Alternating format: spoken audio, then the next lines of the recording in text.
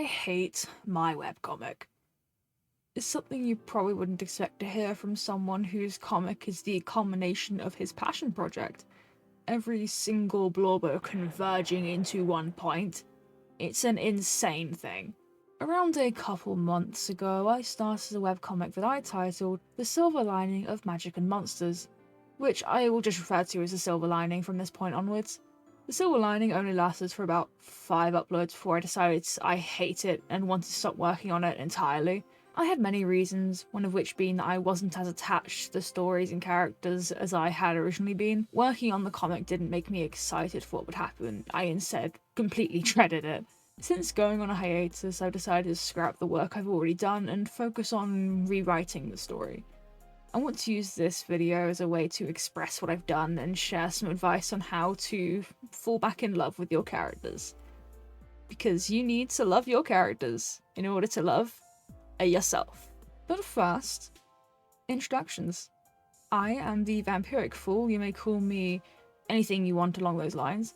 This is my first video of this type, as I intend to make more like it.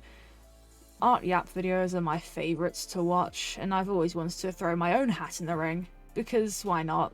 Anyway, now that's out of the way, I have to start with the obvious.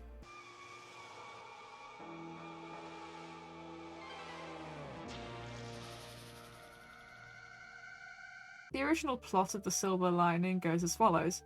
Hector, an elf with scary magical powers banned by the city he lives in, he's there. He works in his city, you know how it is.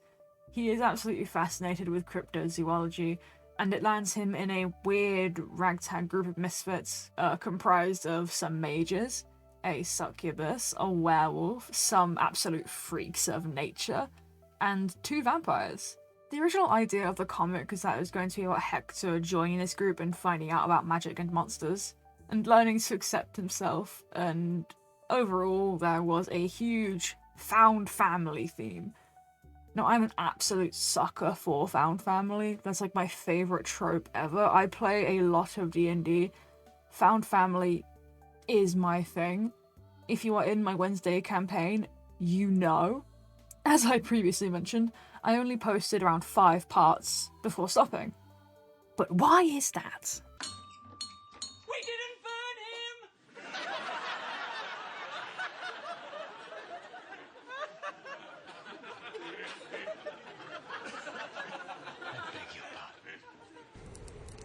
The Silver Lining failed for many reasons. Poor planning, rushing headfirst into a big project, generally being sick and unhappy.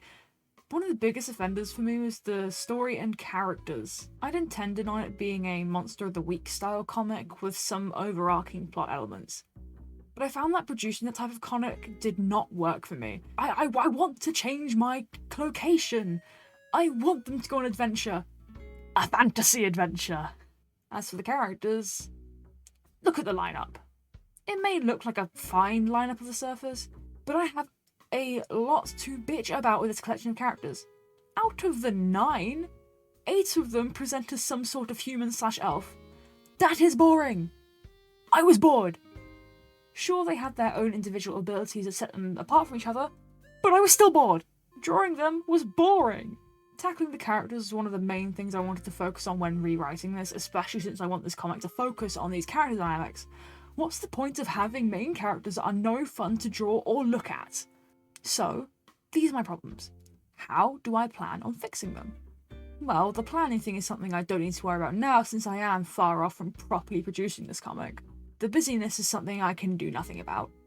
But the plot, world, and characters, let's look at them.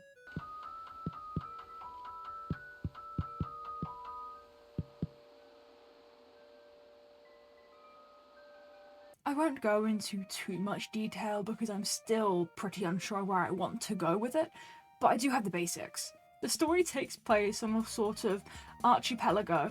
I didn't know what that word was until my friend told me. I love this word now. Basically, it's a bunch of islands. There is this big war between the people of this realm and the Fae.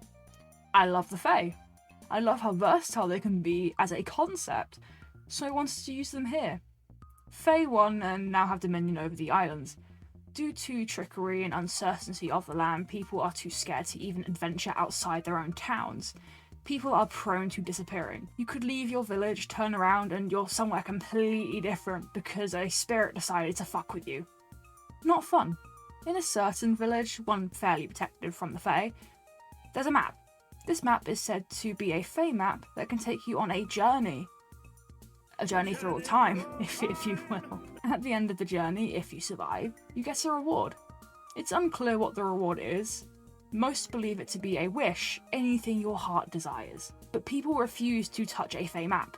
The thing's probably made to lead a noble hero to their doom or something. You know, it's not good. Like, you would be insane to trust a Fae-made map. Anyways, this leads us to our main characters and how they fit in the story. Let's discuss.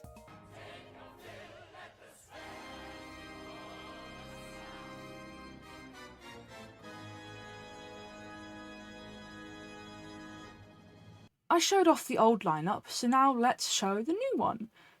All the characters that appeared in the old one will reappear in the story. They just may be later additions, so I'm yet to design them.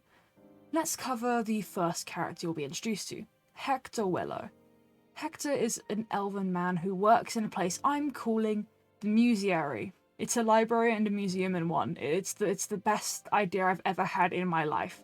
He's a kind and compassionate man who believes he has no magical talent. He's essentially the main character. All the characters do get their own moments, but I think Heck is like the main guy, if that makes sense. The story is introduced through his point of view. In the comic, he's simply going about closing up for the night when he's alerted by some ruckus. Turns out 3 random people are trying to steal the map. The Evil Fae map, in case we forgot. First up is Kazani Darling, a charismatic yet serious vampire. He's been around for a long while and has a confidence that most wish they had. Next is Ariana, another vampire completely unrelated to Kazani. She's incredibly social, but has a new sheen of anxiety as she's been a vampire for just under a week. She's already trying to do whatever she can to regain her mortality. She also has fire magic because she does that, and I make the rules here. Last is Eli, a man who is probably made of slime. He's a shapeshifter. Maybe.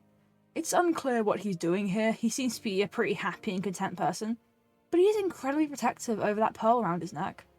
After a bit of a scuffle, the 4 are unceremoniously teleported to a random location in the mountains. Then there's this fairy in the map who's all like, "Wowie Sally, thank you so much for freeing me. I'm going to take you on a big journey, yippee!" And then things kind of just happen. Beautiful storytelling. I'll also briefly go over the other 2 characters in this lineup, since they're here, might as well. Dr. Alexi Petal is a cold and ruthless blood mage, Goatman, who lives alone in the mountains, in a miserable little cabin. He's been going crazy since the only people who ever come by are thieves and fae who want to mess with him. He's not a very happy bunny. Or goat, I guess. Olive Cornell is a raven lady who can't die. She has a connection with the afterlife and communicate with spirits. It sounds maddening, but she seems fairly unbothered by her situation. Or by any situation, really. That is essentially my cast list so far. So, what changed? Screw. Oh, fuck! Ah! I mentioned earlier that I was insanely bored of the previous iteration of the Silver Lining, namely the characters. So when I decided to approach the universe, the first thing I wanted to do was create visually distinct characters. Specifically with Olive and Dr. Petal. I love making animal hybrid characters. A fun piece of advice I can give is if you want it in your universe, find a way to put it in there. Originally I held back from allowing animal hybrids for some unknown reason, but then I realised I could do whatever the hell I want. Obviously it would be good to have an in-canon explanation, but let yourself have fun. Make it exist so then you can explain it later. I also want to say that you shouldn't feel like you have to stick to a certain design.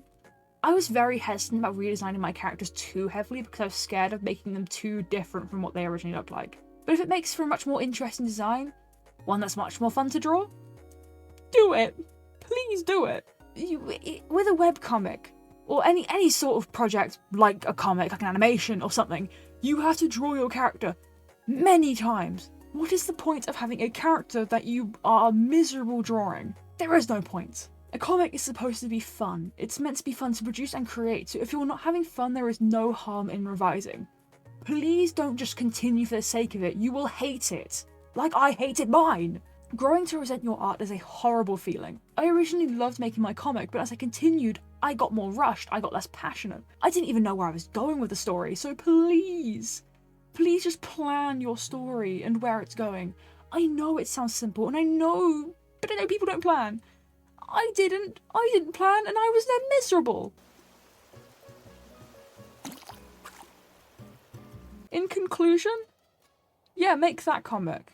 Make that project you love become a reality. But please be open to revising and redesigning if you think the story would benefit from it. If you're unwilling to change anything, you end up with a bit of a mess that feels confused and disconnected. Kill your darlings is a saying for a reason. You have to kill a couple things if it means making your story stronger. I just want to say I'm nowhere near being an art professional. I make my artwork for fun and only for fun, not for some grand purpose of being a professional artist.